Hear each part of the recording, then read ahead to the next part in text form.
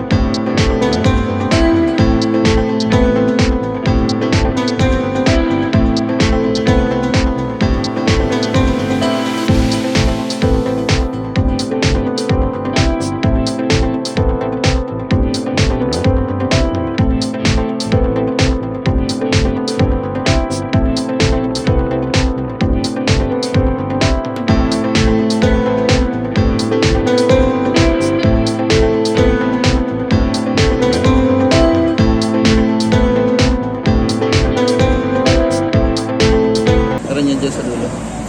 Pakita ko sa inyo. Ayan, so guys, ayan na. Ayan, ito yung sinasabi ko sa inyo kaninang hook. Ayan.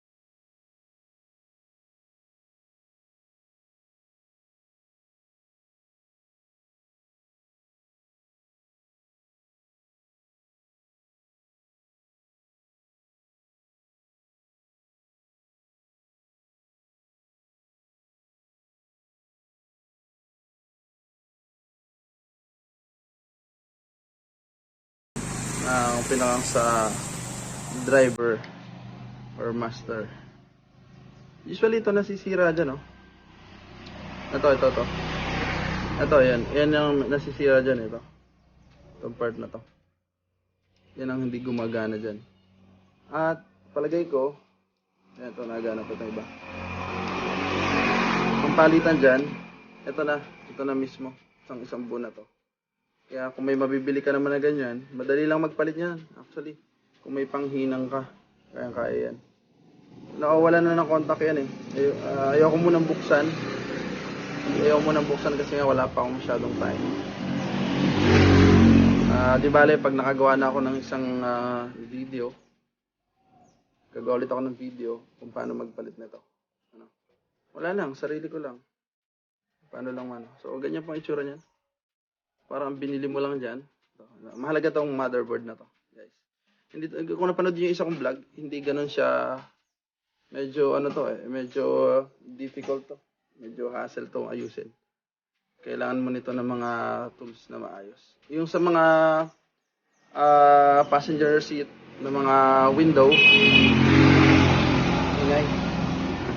sa passenger seat ng mga window, madali lang ayusin yan kasi nililinisan lang yan. So ibalik na natin. At ayan, para bigyan ko lang kayo ng idea kung paano siya tanggalin.